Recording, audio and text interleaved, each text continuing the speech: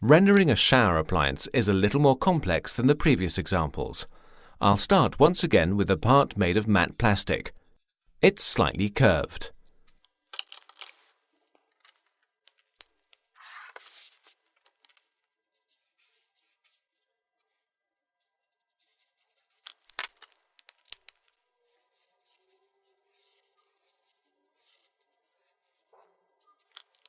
All other parts are chromium plated, so that's why I'll begin with reflexes in black.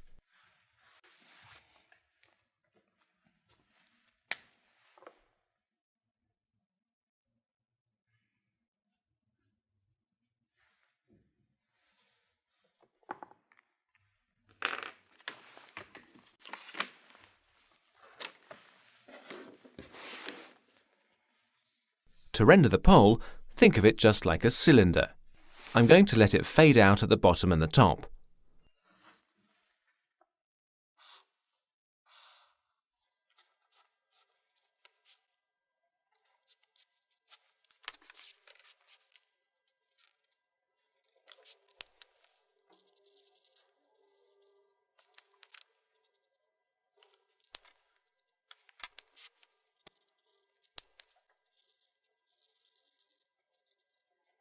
Now the clamp fixture to adjust the height. Here too, I'm going to assume a surrounding with photographic light and a black background. Otherwise, I'd have to get all the bathroom details to reflect in the various object components. That would be far too much hassle and would hardly go to improving the design. Let's assume the floor is dark too. This way, all downward-facing surfaces will also be black.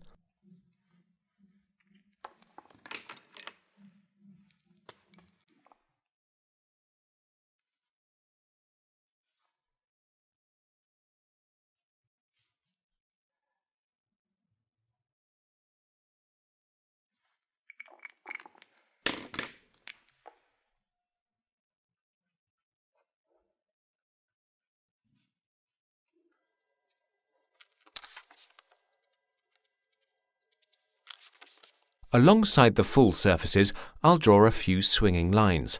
They denote that the surfaces gently merge into each other and make the reflex more dynamic.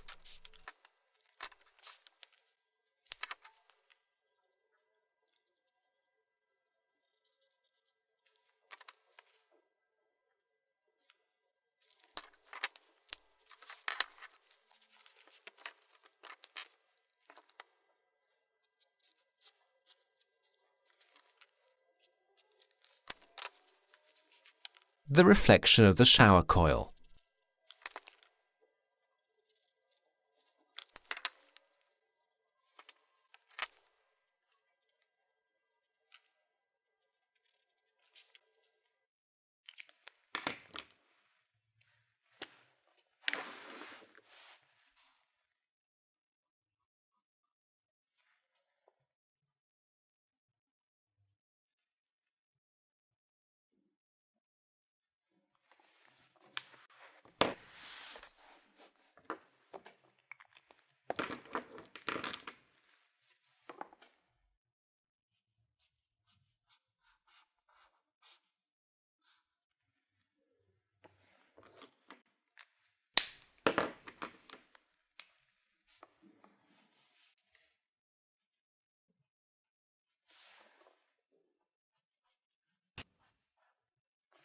The coil is divided into sections by the rounded-off light edges.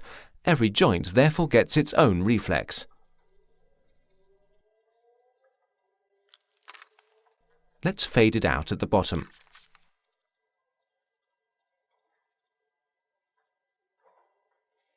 The same applies for the other end.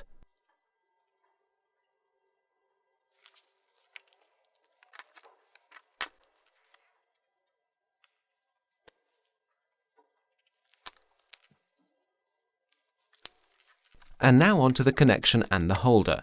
From previous observation, I'm now going to try to get close to showing how the reflections could gradate.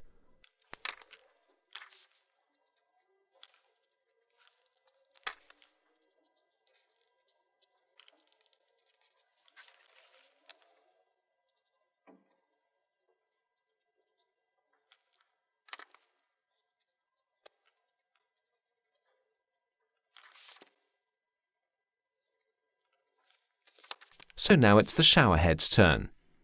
Here too, I'm going to follow the examples of reflexes in presentations of other chromium-plated objects.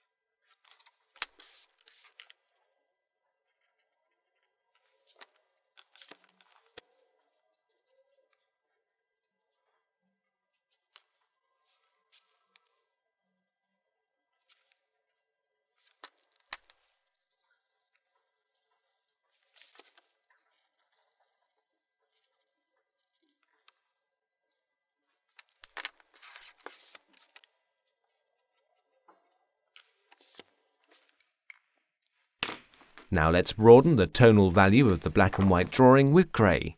This way the presentation becomes fuller.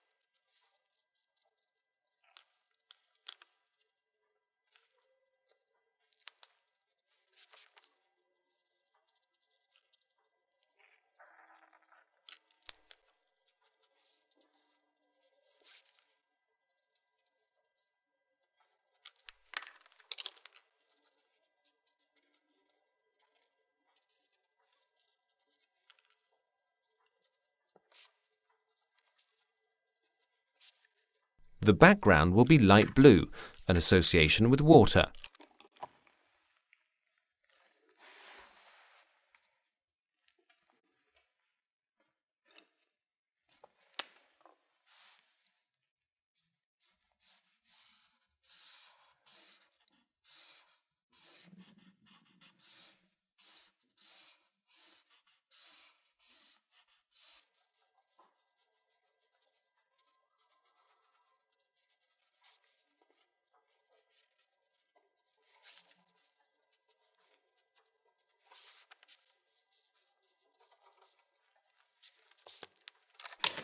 Now let's denote a tile pattern.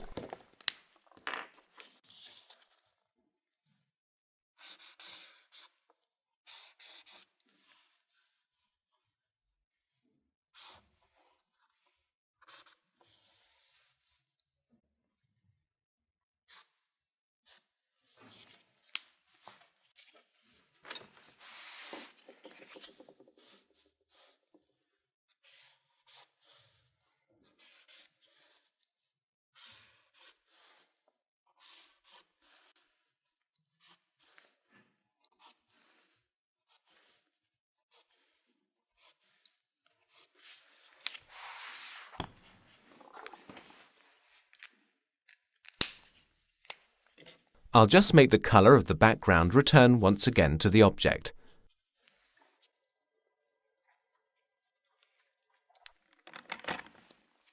Time for the shadow.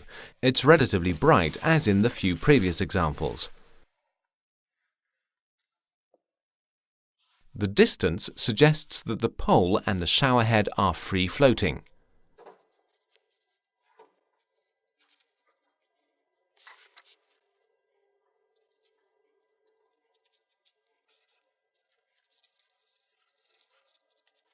Now I'll add blue pastel again.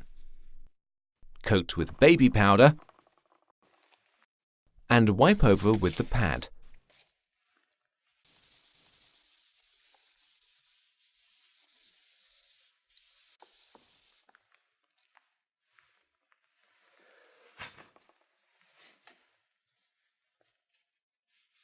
You only need a little colour to get the desired effect.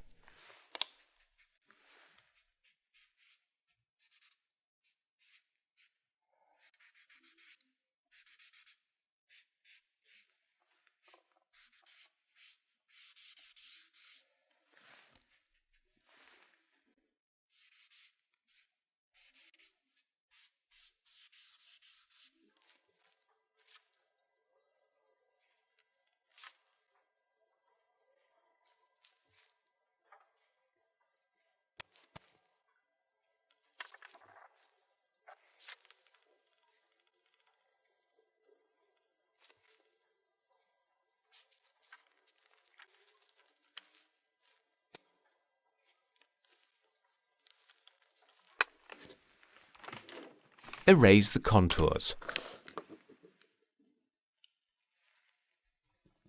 If the eraser stops absorbing colour, you just have to knead it a bit and then it'll work again.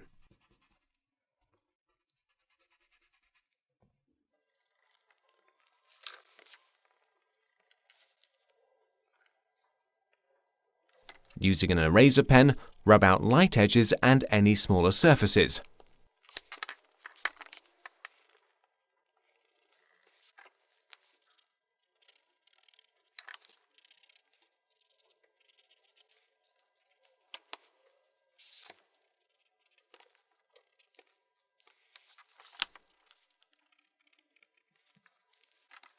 Now for the fixative.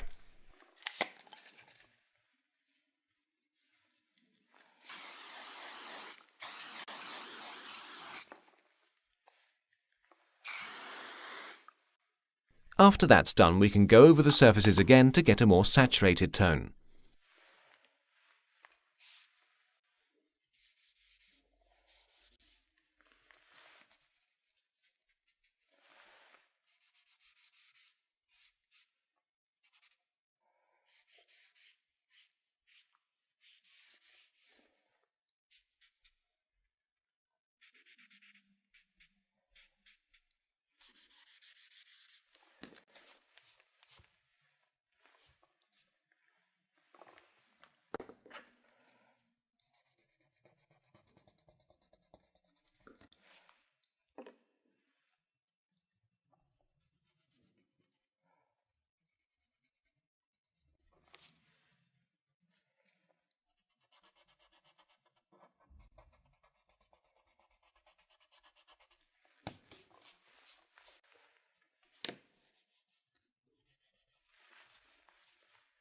OK, now fixative on top of that. Touch up here and there. And finally, I'm going to set a few more highlights with the paint marker.